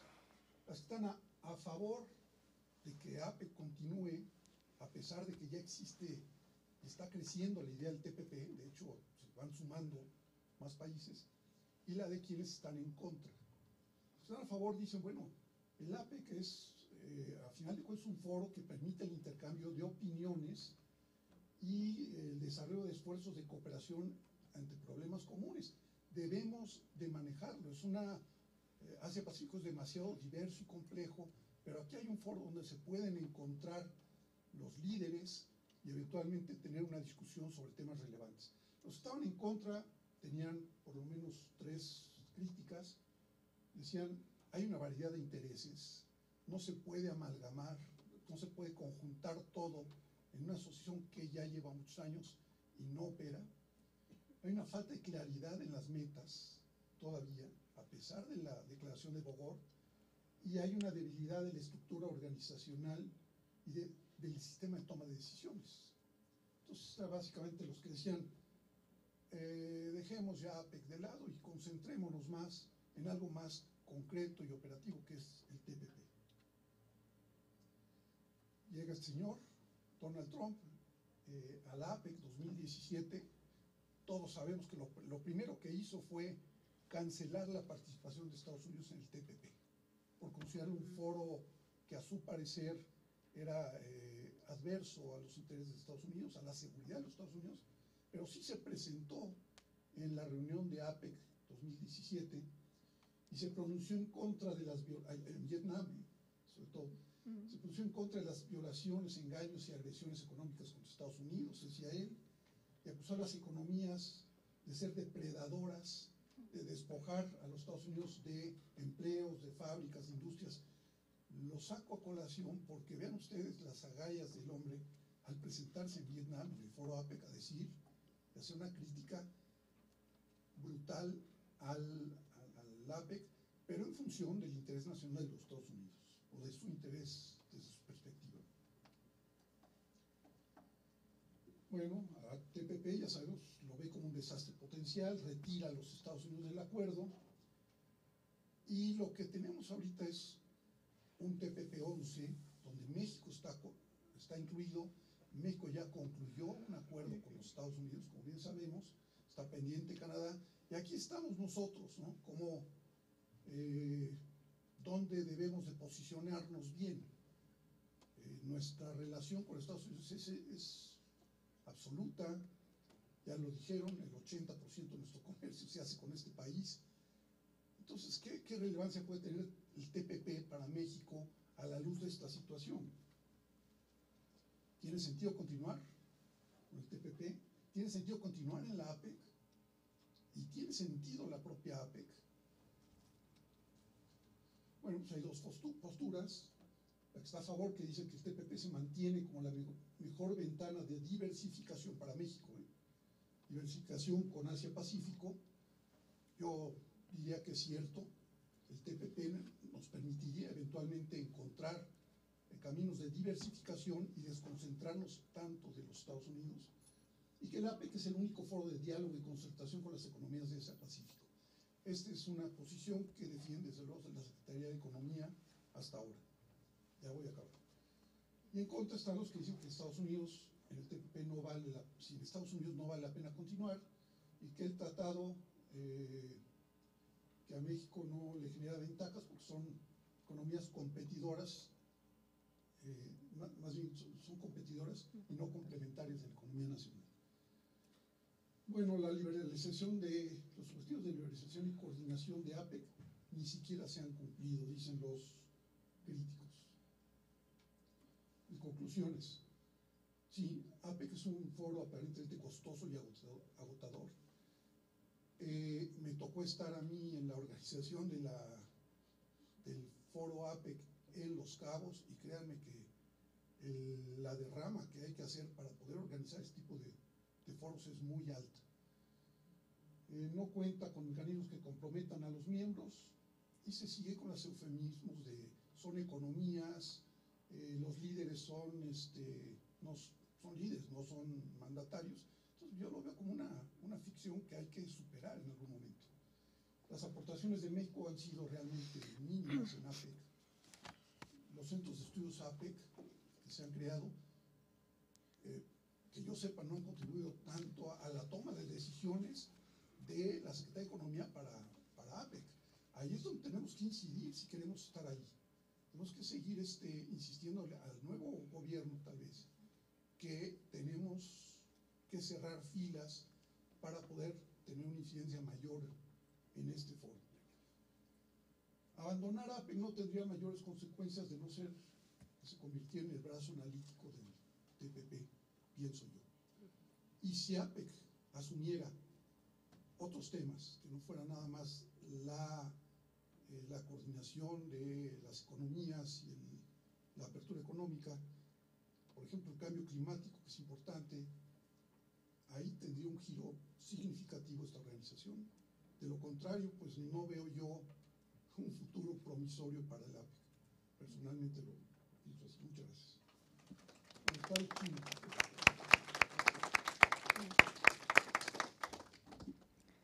Muchas gracias, doctor. Recordaba, yo también estuve en Los Cabos cuando estaban todos los preparativos.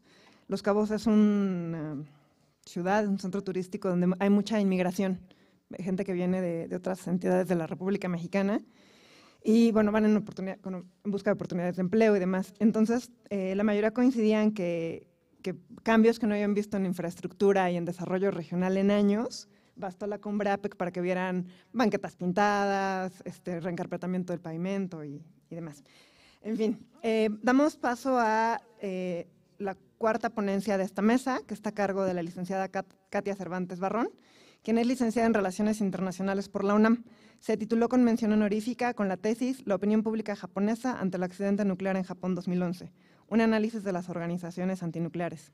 En 2012 obtuvo una beca del Ministerio de Educación, Cultura, Deporte, Ciencia y Tecnología para el perfeccionamiento del idioma japonés en la Universidad de Kochi, y un año después obtuvo una beca de perfeccionamiento de chino por un semestre para la Universidad Zhejiang en Hangzhou, China.